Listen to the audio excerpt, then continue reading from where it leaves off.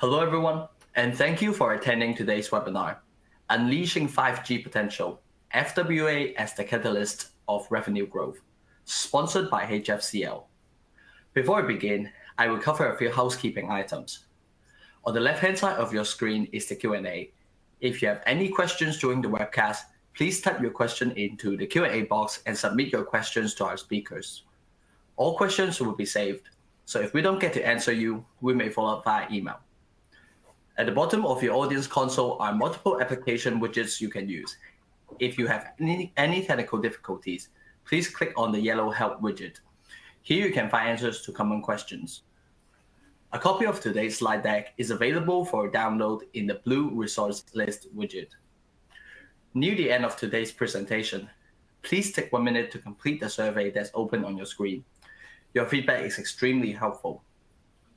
An on-demand version of the webcast will be available about 1 day after the event and can be accessed using the same audience link that was sent to you earlier today. I would now like to turn the event over to Heavy Reading's Principal Analyst, Gabriel Brown.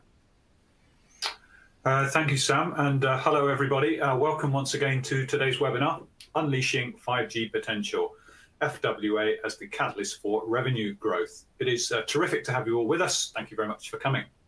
The session, as you can tell from the title, is going to be focused on 5G fixed wireless access. This is a market play that needs to score really well on technology, on network engineering, and on economics to be successful. And we're going to get into all of that through the session today. I've been covering FWA since at least 1999 when I was writing about LMDS, Local Multipoint Distribution Service, which back then in the US people were calling wireless cable. You can see the map across now to wireless fiber or air fiber that we hear a lot about. Now, over that time, there have been really two constants. The first is the strong demand for broadband access. That's always been there and is still there. And then the second is that it's the capabilities and cost of the customer premises equipment, or the CPE, is really the key swing factor in the business case. There are others, but it more or less comes to that once you work it all out. We're going to focus on 5G FWA today because, well, really 5G is a very capable technology. It's very widely deployed. It's a high volume technology market, and so therefore we can have low cost CPE. And for a lot of operators, mobile operators particularly, but not only, FWA is net new revenue. So you can see revenue growth here in our title. So that's what we're looking at. My name, as you heard, is Gabriel Brown. I'm Principal Analyst with Heavy Reading, where I lead our mobile network coverage. I'm your moderator for today. Our expert guest speaker is Manish Gange, Head of Product Line Management at HFCL. It's really delighted to have Manish with us. He has deep experience in telco. Check his bio on your console there. You'll see he's been at Jio, Airtel, Tejas, bunch of other companies. Really knows his stuff. Manish, it's great to have you. Could you, just tell us a bit about HFCL for those who don't know the company, and then also your own role, what you're doing there. Sure. Thanks, Gab, and hello, everybody. Thanks for taking time to join this webinar, and we'll have a good time trying to understand how FWA is a great technology for all the operators to deploy and generate new revenues. So quickly about HFCL. HFCL has been into the telecom business for over 35 years in India and in the other parts of the world, has multiple business lines focused on different verticals: defense, railways, telecom, and enterprises. In our key products, one of the business unit focuses on our building the fiber or manufacturing the fiber and building the fiber cable. There are other businesses which focus on building end-to-end networks. The business unit that I'm associated with focuses on building products that go into the telco networks as well as the enterprise networks. So the product lines that I carry for HFCL are routers, switches, enterprise campus switches, unlicensed band radios, 5G CPEs that we will talk deeply about today, and several others. So that's a brief about HFCL. I have been associated with HFCL for past couple of years. I before I came here, I was part of the telcos, two telcos to be precise, and the two key and the largest telcos that are based in India, Jio and Airtel. Before that, I was into the systems and in semiconductor space in my 2 decades of other experience.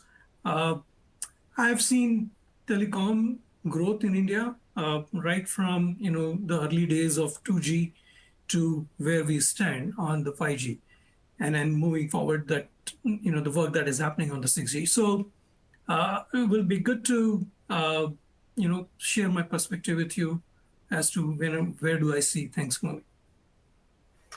Fabulous. Well, it's great to have you, Manish. Manish also, in the prep, he also told me he's very open to taking questions from the audience. As you heard, you can submit at any time through the Q&A tab on your screen. I'll be keeping an eye on the background. We'll try and get to them in Q&A. If we can't get to them live today, I'll ask the HFCL team to follow up, where appropriate and things like that. So they're very open to that. Please take advantage. So I'm going to give a short introduction, just 2 slides. Manish then has a terrific presentation for us. Time permitting, we're going to pause for a poll question toward the end and then go to some, as I mentioned, some Q&A. But ask questions at any time. Maybe I'll just even try and sneak a couple in as we go. So in terms of the introduction here, what I have is a chart which shows FWA subscriber growth through to the end of 2029. This is a forecast from Heavy Reading's parent company, Omdia. Heavy Reading is a part of Omdia, and they have an FWA research service. We have a great team working on this, very granular data collection, updated every quarter. We also do a whole bunch of work on FWA commercial propositions and so on.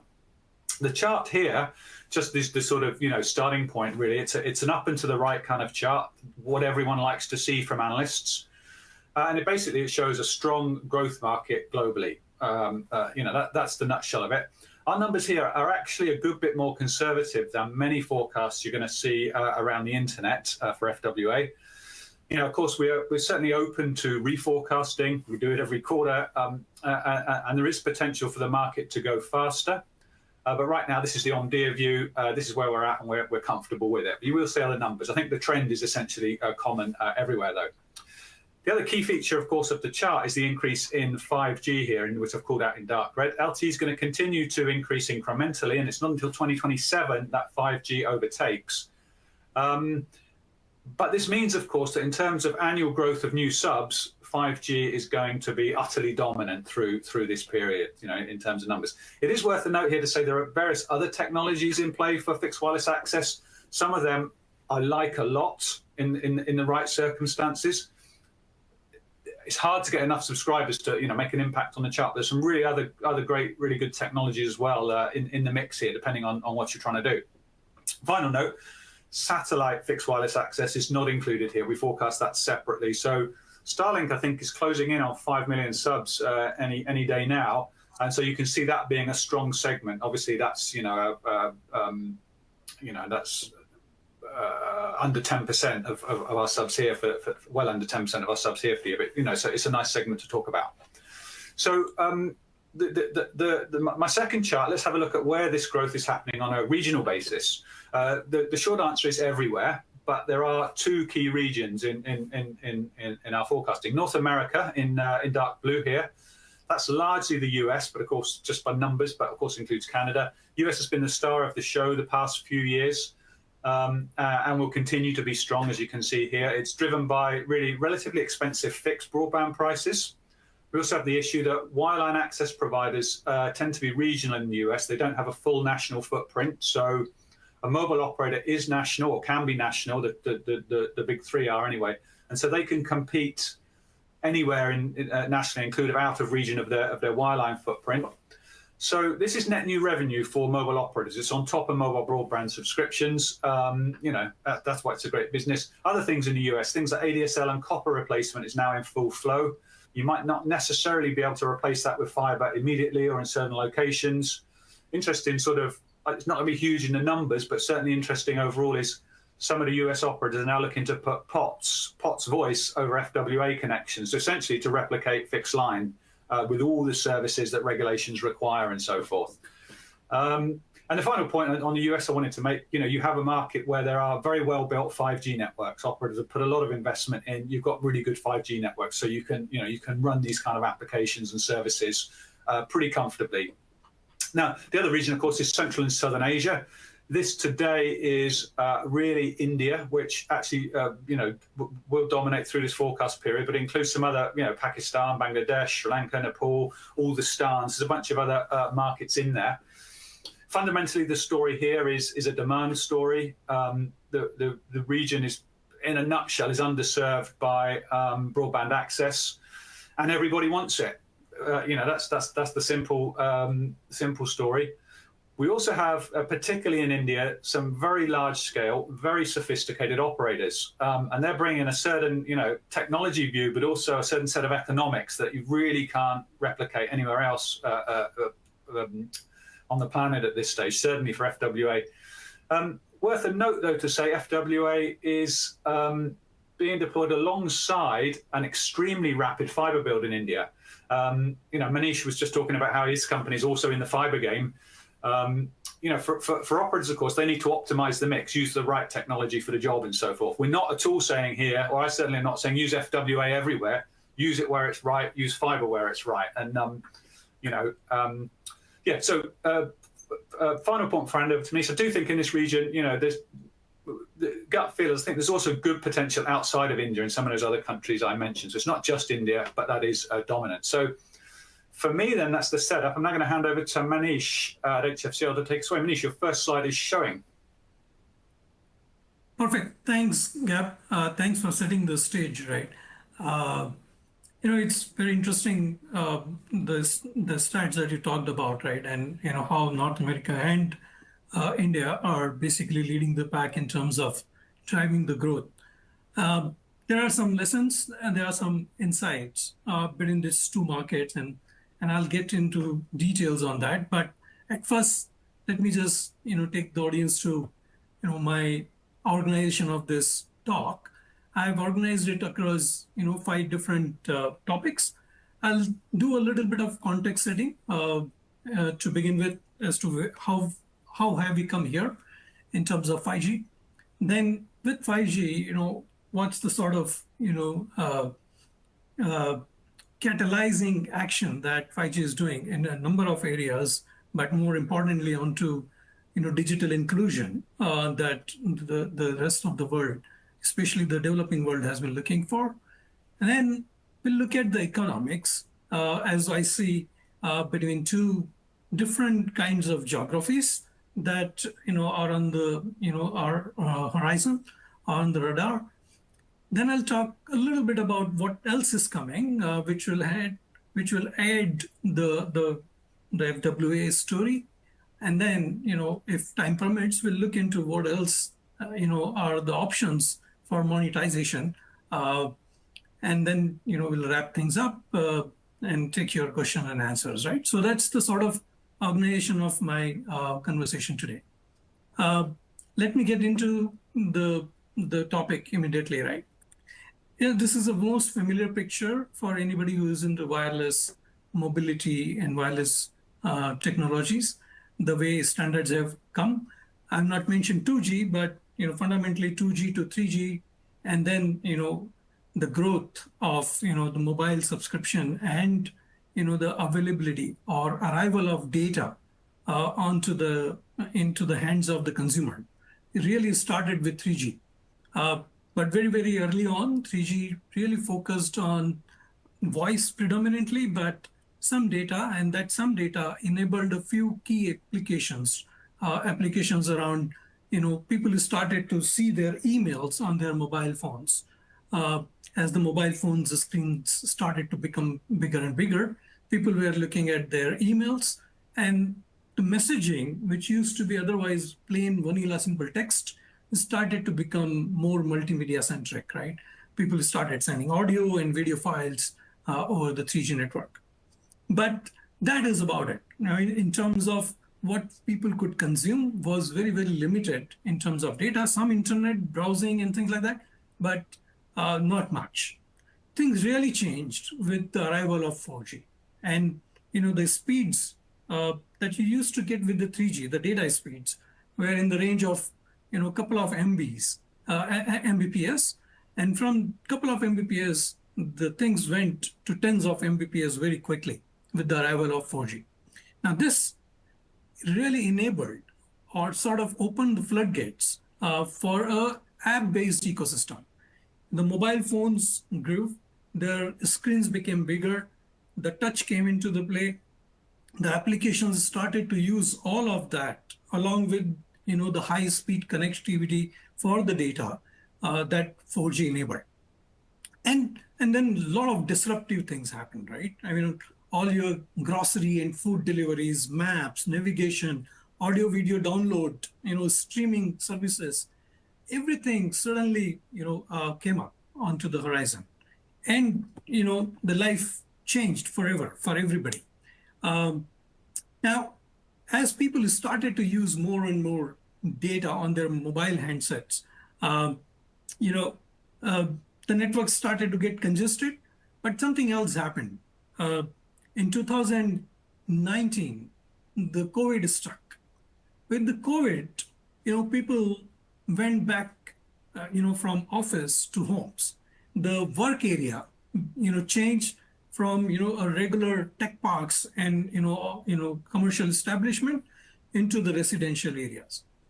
And people started to feel that they needed to work and be productive while they were at their homes, locked up because of the COVID.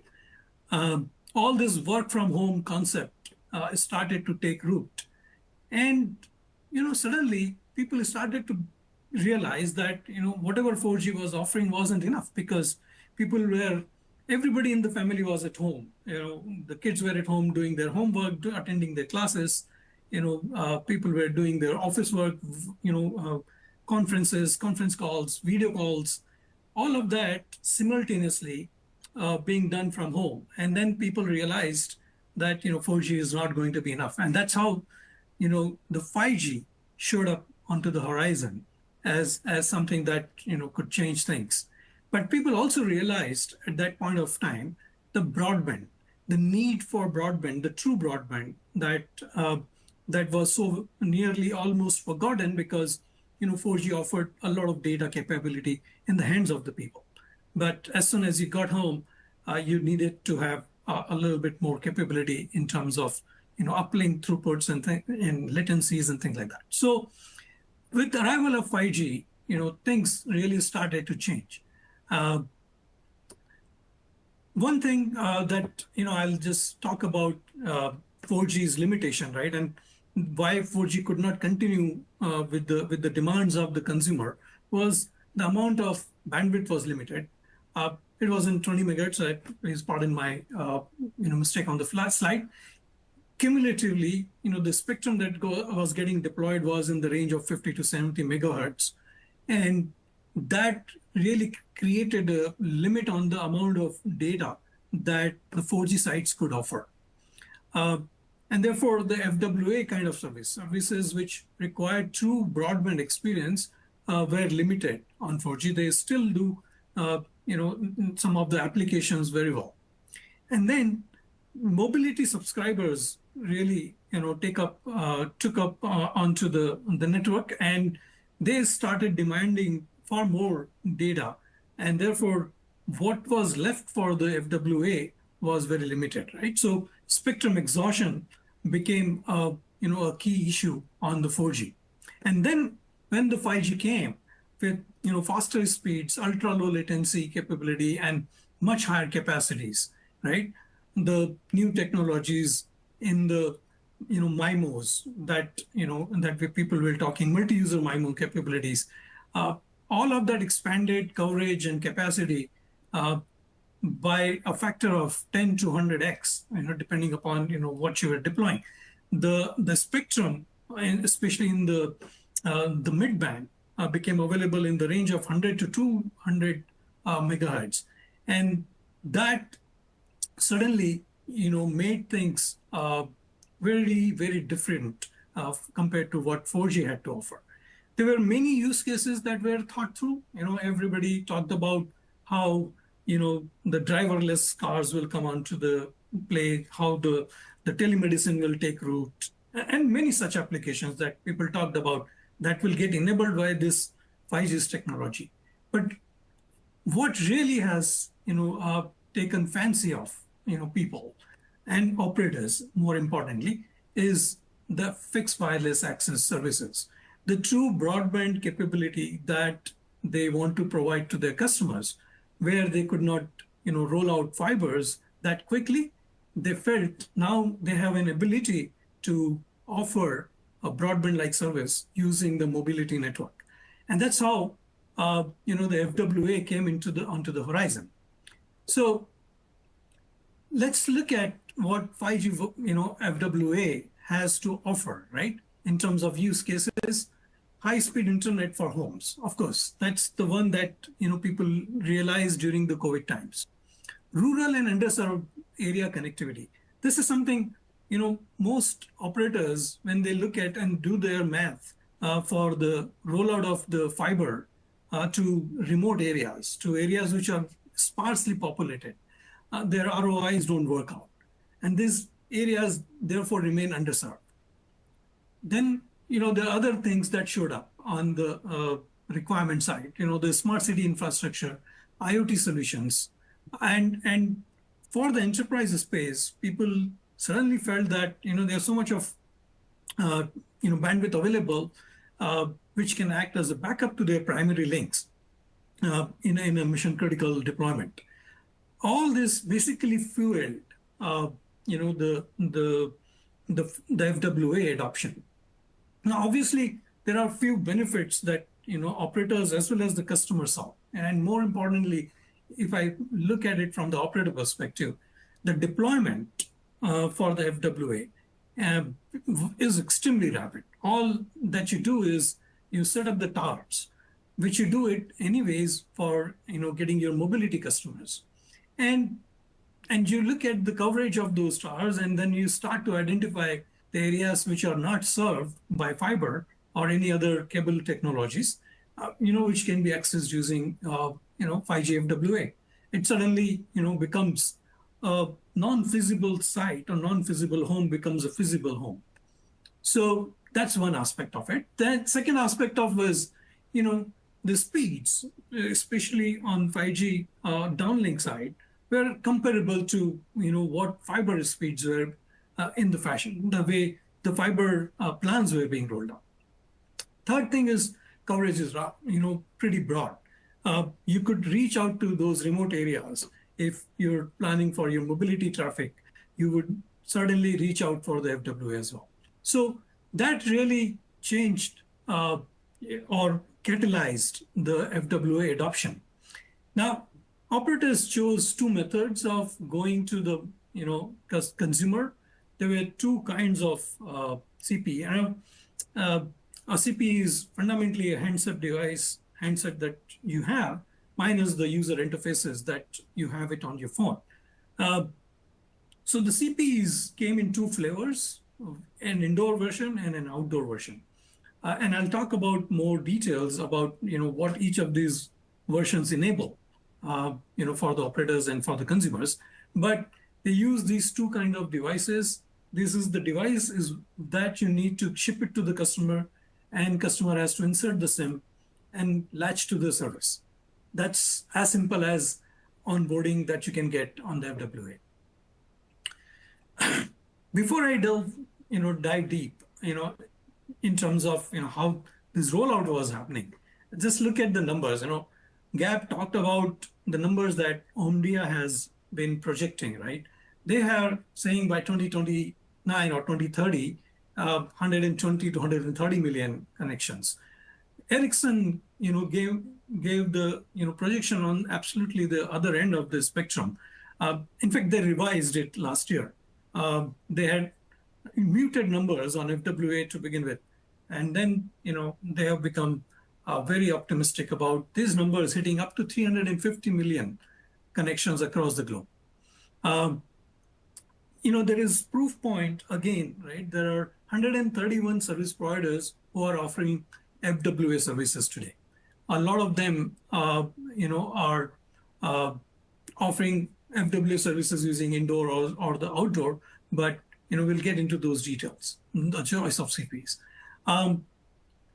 India has suddenly caught the fancy of everybody because India has a hugely underserved broadband market, and we'll talk about those numbers as we go along. But fundamentally, with the 5G being available, the nationwide network available, and 5G subscriber on the mobility side not looking to pay additional for better speeds or subscribing to 5G, FWA became an imperative for operators in India to start to generate revenue.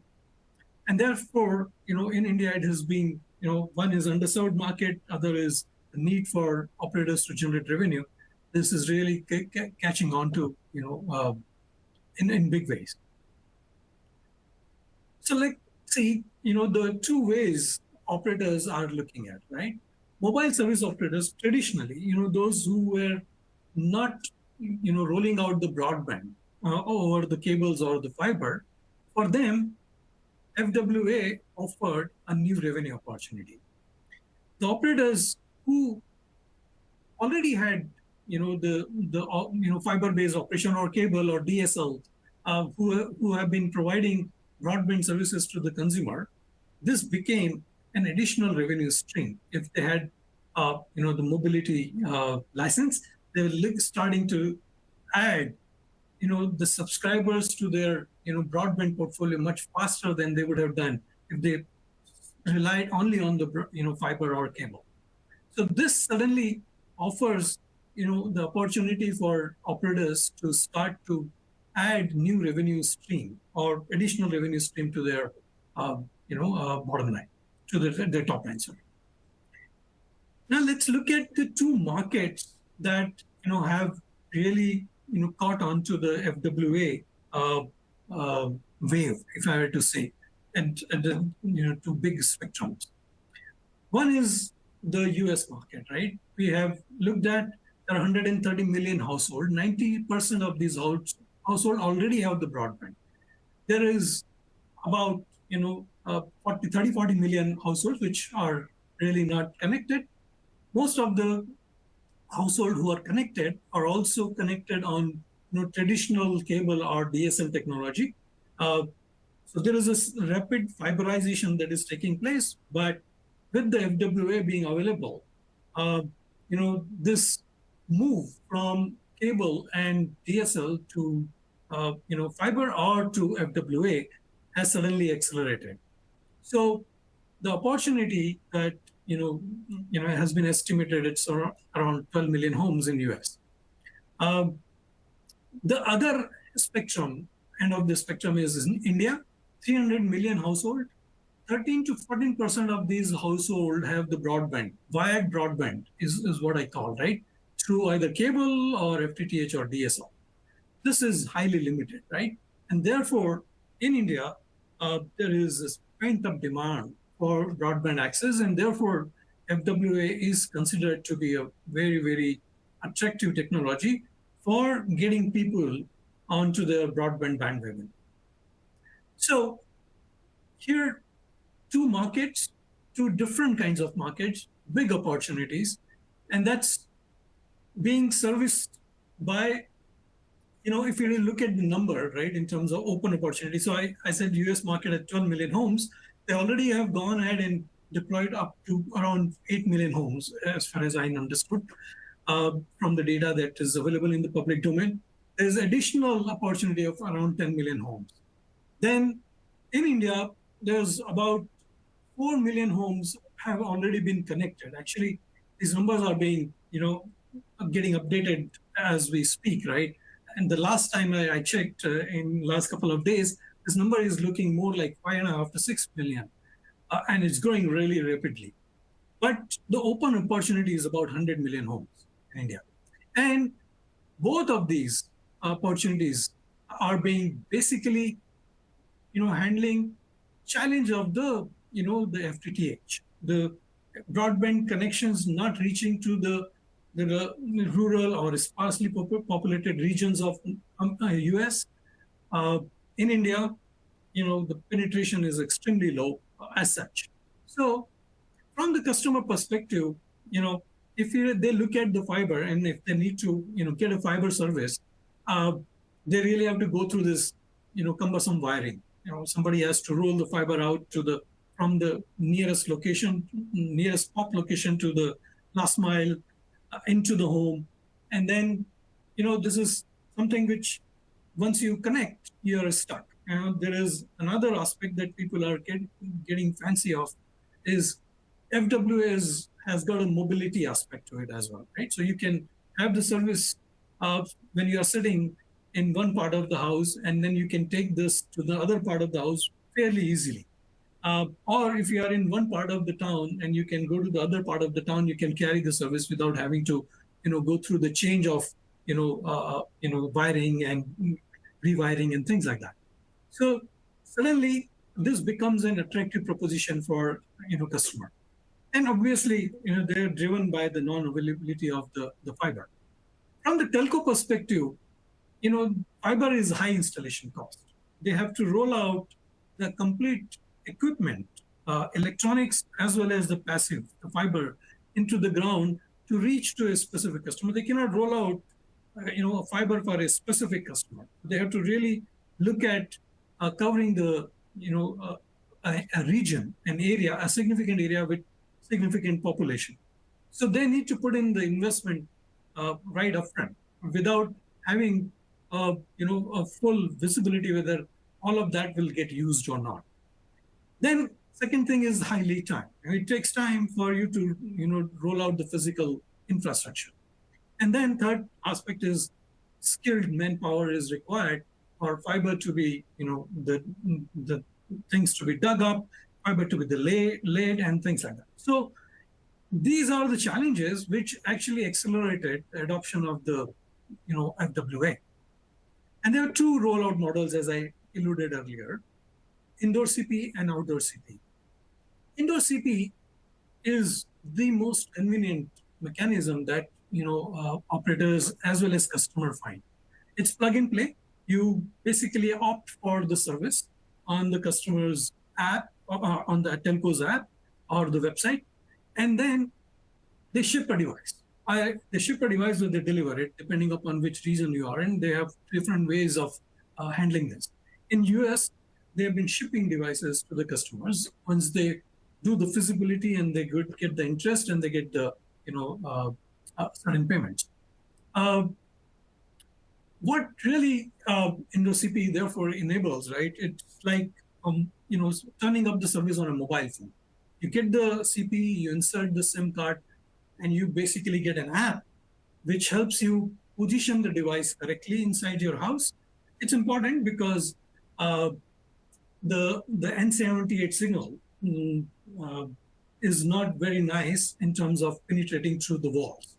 And therefore, the position, the location of your device inside the home is extremely important. You can also not deploy it deep inside your house if your house is big. You need to deploy it closer to the windows and looking towards the cell towers and things like that. So indoor CP, though is faster, has got these challenges associated in terms of what it can do. But the service turns up really fairly quickly. On the other hand, the outdoor CP is, there are two ways people are deploying. One is they have a self-install capability, right? The CP comes with a bracket, which you can mount onto the backside of the window and pull a cable inside the home to connect to a home router. And then, you can do this all by yourself. But in most scenarios, customers cannot handle this kind of installation as well. So therefore, operators are sending, trained staff to install the CPs either on their windows or on their walls, outdoor-facing walls, or at the terrace and things like that. So it's a little bit of more professional setup. People who are trained to do this installation are doing this installation, and therefore it results into better, I would say, experience, because the CPs are installed correctly, they're looking into the right direction, into the towers and things like that. So, and signal reception is good because it's outside of your homes. Penetration is better in terms of signal losses. You're not encountering, the weak signals on these devices. So the experience tends to be better. Let's look at what Verizon has done, and I'm just bringing this example to just illustrate the point that Verizon adopted the indoor CPE strategy. They rolled out 3 different plans: $45, $55, $65. They gave a range of speeds that customers can get. There is no fixed speed plan, right? They're not saying I'll give you 100 Mbps guaranteed bandwidth, right? They say you may get in the range of 30 Mbps to 500 Mbps, depending upon where you are, how you installed, and things like that. But they throw in a few other things with their plans to make the plans attractive. But fundamentally, they ship a CPE, they ship a SIM card, and in many of the cases, SIM card also is not shipped. It's basically remotely enabled using the eSIM. So you are up and running in fair quick time. There was, in T-Mobile, they had the similar strategy, except that they did a little bit more in terms of data caps, right? In terms of how much data that you can use. Is there a cap? It is unlimited, or it is fixed, or in terms of giving them the CPs of different kinds, the CP with the Wi-Fi 6 capability, CPs with Wi-Fi 7 capability for indoor access. All that basically got thrown in, and that's how they rolled out their plans. The other model that has been adopted, which is on the outdoor CPE side, is by an operator, Tejas, who basically send us CPEs, and you would notice on their plan, now they're talking about the speeds, right? They're talking about up to 50 Mbps, up to 100 Mbps, up to 200 Mbps. So the plans are speed-based, if you were to call, and therefore the differential pricing. The data gets, data is unlimited, but there are certain caps at certain points of time that show up at some point of time. So if you really look at it, what they're trying to do with the outdoor CPE, they're trying to guarantee some sort of speeds, which is very typical of FTTH or fiber rollouts, but not on the FWA side. In India, the operators are doing only outdoor CPE installations. This is very different market. As I said, India indoor CPE market did not get adopted, and primarily because operators were always worried that they cannot control the experience of the consumer if they ship an indoor CPE. But with the outdoor CPE, looking to control the experience, for them, this is like rolling out fiber, except that it is faster, cheaper, and they can keep the customer pretty happy with this. They're also doing different plans, but they're capping the data limits. The volume of the data is limited, and in some scenarios, they're talking about the max speeds that you can achieve, or the normal average speeds that you can achieve, and the max that you can possibly get as well. So because of the outdoor CPE, they have a little bit more control over where they want to do this. Before I get into one more innovation that is happening in India market, I just wanted to talk about the economics. If you really look at the way FTTH and FWA is working in US and India market, and I've taken example of these two markets primarily because the two opposite end of the spectrum. US is a high ARPU market, India is a low ARPU market, and I just compared the sort of the numbers between FTTH and FWA, because in some sense, FWA is a replacement or, is an alternate to FTTH technology, right? So, I mean, these are the numbers that, you would see in terms of how do they derive their customer lifetime value. They have a rental plan monthly, and they have a churn rate on their customer. That's what they measure, and they arrive at what is the customer life on their network. And depending upon the churn rate, the life changes, and they derive the lifetime value based on the plan that customers are subscribing. The next aspect, which is in India, about the market in India is highly competitive, very low ARPUs. You can see, the typical plans are in the $10 range, is where, as in US market, customers are willing to pay $60, $70. Churn rates are more or less similar, and therefore the lifetime value in India market are much lower compared to lifetime value that you get in a North American market. Let's look at the cost per connected home, right? And that's also a comparison that gives you an idea. The cost of connecting a home in US on fiber is extremely high. It's in the range of $1,200, whereas FWA costs are in the range of $600. In India, FTTH cost of rollout is low. The difficulty and lead times are high, and therefore the penetration is low. I mean, we will talk about that if time permits. But the FTTH cost and the FWA cost are not too different in terms of where where they're spending money. And then let's look at what's the operational cost that at each of these places, and then what's the final numbers that they get in terms of earnings. So in US market, there is a significantly good revenues that the FWA is bringing in compared to FTTH. In India, they are challenged. Is a simple way to put, right? They were challenged, and therefore the innovation in India that's showing up, right? And two things that they were trying to address: the churn and the cost of cost per connected home. These are the two aspects that they're focusing on in terms of getting the innovation going. So let me.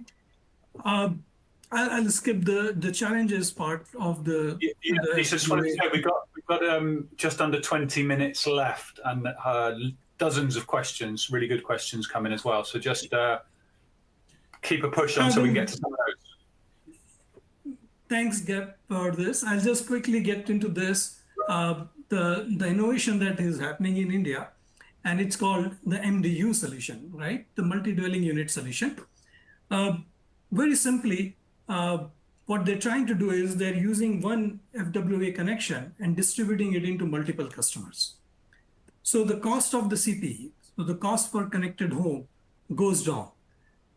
In case of Jio, they are putting an outdoor CPE. They're putting a switch, an Ethernet switch, which distributes this connection from the CPE to 7 other customers. In the case of Airtel, they have built in 2 ports into the CPE itself. So they are serving 2 customers per CPE instead of, in the case of Jio, they are serving 7 customers per CPE.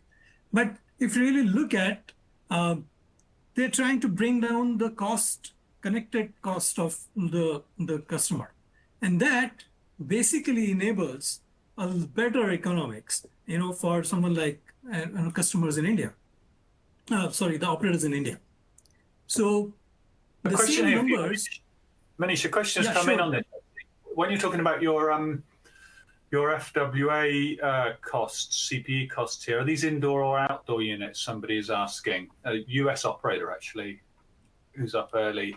They are, so units, the prices or the cost of the CPE for indoor and outdoor more or less similar. It's only difference is, let's look at it. The CPE, which is indoor, has got a Wi-Fi built into it, and an outdoor CPE comes without Wi-Fi, but the Wi-Fi gets inside the home. So in terms of the cost, though there are some overheads because these two functions are separated, There are some overheads, but more or less they're similar costs. If the indoor CPE becomes easy to acquire customers, so the acquisition cost goes down and things like that. So CPE-wise, the costs were similar.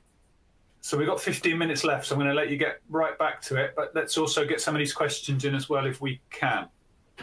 So I think, I would, stop it over here saying that, let's take the questions first. I mean, there are more things to talk in terms of technology that are happening. People are bundling services and all, but I think it's more important to take the questions than, getting into these details. Okay, so let's do that then. Before we do that, what I'd like maybe to do, you to give a quick, I know there's one chart here that has a quick summary of your CPE lineup, product lineup. Is it? Just give I can do that. A very quick version of that. And while you're doing that, I'll sort out which question I'm going to ask you first. We've got loads of them. Please go ahead, Cap. Okay. I'm not talking. I just put up the slide there. I just want people to have a look at it. HFCL has got the whole portfolio of the CPEs, indoor, outdoor, millimeter wave, SA, and SA. I mean, there are all combinations that are possible deployment scenarios that you can address. Yeah. Okay. Yeah. I'll just leave that up for a moment. Let's go into a couple of questions. We have a few people asking a variation on this. Is there a real chance to use millimeter wave for 5G fixed wireless access, considering it is low coverage but big capacity? Are some operators using it? That's actually from a regulator who's asking that. Yeah, so I would say millimeter wave is, if you really saw my previous slide where I stopped, the question that I left everybody with was here. On 5G FWA, on the sub-6, eventually you will have more mobility customers and the spectrum will get exhausted. When the spectrum gets exhausted, what's the option that you have? I mean, two options depending upon what kind of service provider you are. Either you will go to the millimeter wave or you would move the customers to the FTTH. So there are customers, there are operators, who do not have FTTH into their plans. For them, millimeter wave is absolute real possibility because of the capacity. There are absolutely almost unlimited capacity available on millimeter wave. The challenge there has been, and that's why the adoption has been slow, has been the cost of, the CPEs. The CPE cost on millimeter wave is relatively higher compared to the sub-6 CPEs. And sub-6 CPEs have seen volumes, and therefore the costs have gone down because of volumes too. On millimeter wave, as we go along, we start to build up volumes, the cost will go down. And then, the solution that I talked about, MDU, is a real possibility to use along with the millimeter wave CPEs, where you can really bring down the cost of connected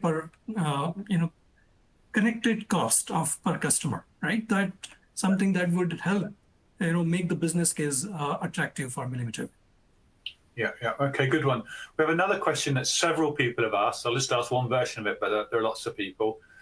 How do you see the role of unlicensed band radios, unlicensed spectrum for FWA? Some people are asking about Wi-Fi 7. Some people are asking about, now this is licensed, or this is 6 gigahertz and band devices for band N96, I think. Obviously, there's a lot in there, but give us your thoughts, Manish, on essentially unlicensed. Obviously, 6 gigs is going to be licensed in some regions and not others, but. Yeah. No, so, well, if you really look at the unlicensed bands, right? There are operators who are looking to roll out some of their low end of the services on the unlicensed band radios, right? And the reason that I'm saying that it's the low end of services is because of the challenges of the unlicensed band, right? First of all, unlicensed band requires line of sight. The equipment which works near line of sight or non-line of sight is fairly expensive. It comes to almost the similar levels that a licensed spectrum equipment would cost. So the economics does not look great when you look at that aspect. But the bigger challenge in the unlicensed band is the interference. There is significant amount of Wi-Fi adoption that is taking place all across the world, right? All kinds of devices are using Wi-Fi spectrum for a variety of services. And therefore, the interference makes things extremely difficult. I would say the reliability, predictability becomes very, very difficult for anybody to operate the service to the satisfaction of the customers. And therefore, I said low cost, low speed plans of some of the operators can actually run. But yeah, that's a possibility. I guess in some places it works pretty well, particularly rural or uncrowded. I mean, there definitely be risks on take issue with some of that, but I think as a general statement, maybe also 60 gigahertz in some markets. I mean, it's certainly not huge numbers, as I said at the beginning, but there are some good solutions depending on your scenario. So look, another question. We've had this several versions of this. How does customer long-term value compare? This is from somebody in Canada, actually, compared to 5G FWA versus 5G mobile? It's the first part of it. I don't know if you can answer it. Do you anticipate a point at which operators will want to dedicate more capacity to mobile and pull back from FWA? I think that second point has been asked several times here about, what's the capacity balance? Will you need a separate 5G infrastructure for FWA? I think like you're talking about millimeter wave at some point. Yeah. Two, three things that are coming up, right? One is when do you say the capacity is exhausted, right? In terms of sub-6, the way operators have been rolling out the services today is they're doing a feasibility check on whether a customer can be serviced, and if there is enough capacity available, taking into consideration the mobility customers, right? Because the good thing is that operators know today, based on their 4G subscribers and their distribution, they know practically in each of the sector how many mobility customers are there. So capacity-wise, what is it that mobility customer set is going to consume? And therefore, what is the spare capacity available for you to offer FWA services? That's the way most of the operators are making sure that they do not congest the network, by giving the services absolutely, without much thought.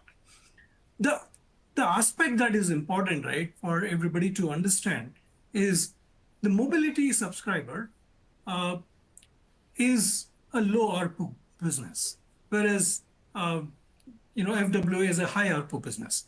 So if I really compare the India as a region, the mobility ARPU is $2.50. The FWA ARPU is about $10. These are 4 times more ARPU that I'm getting. So if I have the spare capacity, the capacity which is not getting used by the mobility customers, this is a very good revenue uplift onto the service. Good. Okay, we've had a whole bunch of people have commented on unlicensed and different bands and Y-gig and all sorts of things in there. I think we're going to set that aside for the last couple of questions, but thanks everyone for your comments. Okay, I'm going to push on quickly. One question I had right at the start of this, and maybe want to get a bit more input from you, Manish, is on RedCap. So we're talking about the need for low-cost CPE. RedCap reduced capability is kind of coming to market. I know lots of operators have been talking about this as a potential low-end FWA play, just because chipset costs really. Pros and cons, it's sort of. Someone's just asked a question as we speak. Give us your pros and cons on that. I know it's not a sort of straightforward decision. Yeah. No, I think RedCap does definitely, show up as, one key alternative, right? The business model that we're talking about using MDU solution, splitting the customers, everything is towards the goal of reducing the cost per connected home, right?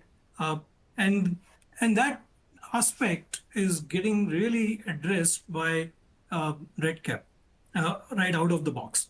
Obviously, there is a limited spectrum on which RedCap gets deployed. Is a 20 megahertz is all that you have to use. But with 20 megahertz, you can get, in almost an empty network up to 150 Mbps downlink, right? And about 30, 40 Mbps of uplink. In a congested network where you have, dedicated 20 megahertz for the RedCap, you can still get in excess of 40, 50 Mbps very easily. So if you really look at, and then I'll just talk about India as an example. In India, the plan that sells highest, right, is 30 Mbps or 40 Mbps. Even though 100 Mbps, 200 Mbps plans are available on FWA, the plan that is selling highest is 30 Mbps or 40 Mbps, depending upon the operator. And if that plan, that speed can be offered by a RedCap CPE, why not? Then why do you have to spend more money for a full-fledged CPE compared to RedCap? Obviously, the form factor is important. Because of the lower power consumption and everything else, the CPE is getting very compact. So this installation on the window sills, right outside of the houses, is also making it, it's almost like an indoor CPE variant with an outdoor capability, right? That's what the RedCap offers. RedCap has another application, which is, the on-the-move devices, right? The MiFi is what you used to call, or dongle is what you used to call. That will also become a little bit popular. We'll see more and more customers using it, because not every device, every laptop, every pad is going to come built in with the 5G module, right? So people do need an external 5G connection. They don't want to share it using their phones, and therefore, RedCap becomes a viable option there as well. Yeah, I think T-Mobile's recently launched a dongle type thing with a RedCap chip in it. Yes. So it's quite a good example of that. All right, we've got 3 minutes. Do you see, we talked a lot about, if I can put it in these terms, sort of low-end, cost-effective solutions, Manish. What about as we go a little bit higher end? I mean, as we look at 5G technology evolving, we go to 5G advanced, or even before you get there, you mentioned millimeter wave and so forth. There's a lot of capability to maybe target the higher spending segment, whether that's a more income household, but also small business, branch office, many other segments. Just give us your thoughts there. With the capabilities, I think we see coming, it's not necessarily that you have to give such a big range. Even you can start giving some quasi guarantees, even and some premium service, I guess. That's right. 5G Advanced, specifically Release 18, has several improvements, right? One is, the key improvement that we are seeing is on the uplink MIMO, right? We're also seeing a lot of improvement on the carrier aggregation side and the dual connectivity side. We're also seeing, the CSI, the channel state information, being more efficient for the CPE to be able to communicate and get better resource allocations. So there are changes that are coming up. In fact, there are other aspects in terms of the patch changes and things like that, which allow much better coverage and capacities onto this same network, right? And they are all showing up into the 5G Advanced. So the new CPEs with the Release 18 capabilities will offer far more throughputs that we are asking for, and with a certain bit of guarantee. And the guarantee will also become possible as the slicing gets rolled out, right? We've been talking about slicing being available. For FWA, slicing has got another very sweet example, very sweet spotted example of how can you give guaranteed, because in enterprise where critical services are running, this becomes absolutely the viable alternative for against fiber even. Yeah, so I think 5G Advanced is very exciting in terms of what capability it is unleashing on FWA as well. Yeah, I like that on the enterprise side because there are a lot of these SD-WAN plays. Someone in the comments has asked about Ethernet FWA for VLAN and stuff. There's a whole raft of apps and use cases coming as well. We've hit the top of the hour, Manish. We have a slew of questions in the queue here, which we haven't managed to get to all of them. What I'll do is ask you and your team to just go and have a look. Obviously, if it's your direct competitor, you're probably not going to reply, but for everyone else, there aren't that many. I think these are from ecosystem and customer type questions, so you can see how you want to respond offline. We'd appreciate if you do that. We'll do that. We'll do that. Absolutely, every question we'll answer. Yeah, and we just really wanted to say, Manish from HFCL, thank you very much indeed. Thank you for the opportunity, and I really appreciate people showing up, looking to hear us out and our point of view and our learnings. Thank you so much. Terrific, and thanks everybody for attending. Certainly everyone who asked a question, feel free to get in touch. Thank you very much, and goodbye.